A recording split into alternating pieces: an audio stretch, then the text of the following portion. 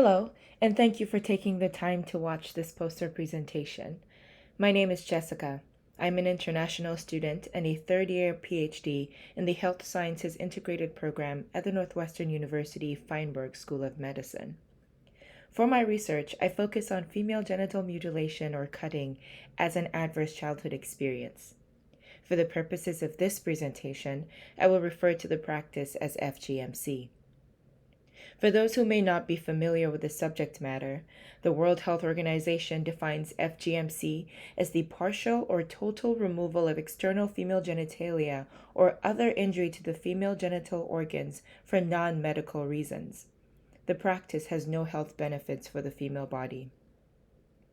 In this project, I focus on identifying care and support models for survivors of FGMC living in the United States and Canada. FGMC is prevalent in multiple African, Asian, and Middle Eastern countries. With globalization and high migration rates, there is an increase in the number of immigrants from FGMC prevalent countries now living in Western countries like the United States and Canada. FGMC has been illegal in these countries since 96 and 97 respectively.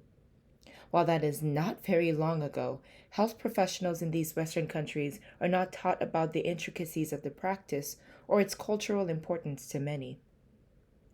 To identify what is available for survivors, I conducted a scoping review with the following guiding questions. Please feel free to pause the presentation and read the questions and my methods of approach at this time. Figure 1 here outlines my article selection process. The United States and Canada were chosen for their high immigration rates and geographic proximity.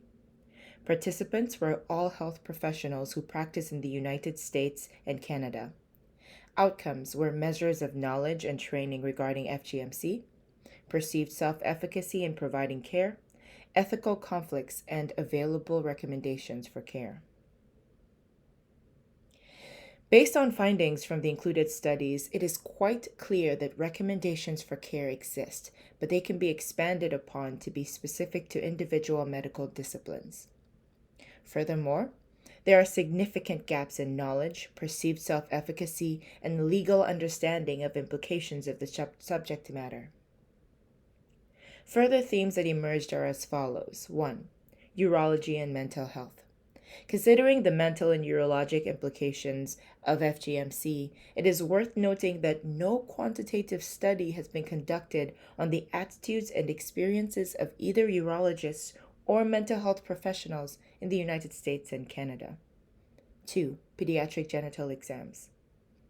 In an included study that discussed pediatric physician knowledge and training, the authors suggest that national standards should include external genital examinations in prepubertal and pubertal females as a form of early diagnosis.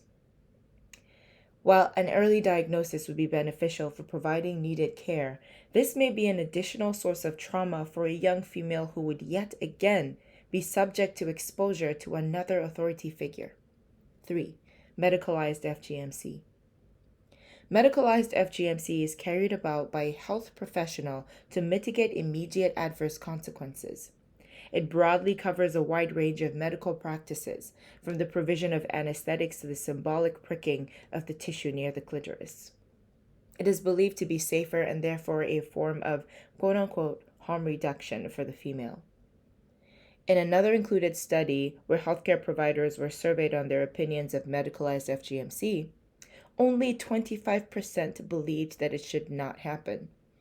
It is notable that those who believed it was inappropriate were also involved in the care of survivors of FGMC. 4. Mandatory reporting. While ethical discussions continue to revolve around cultural respect and human rights violations, some countries are taking legal action a step further to institute mandatory reporting among health professionals.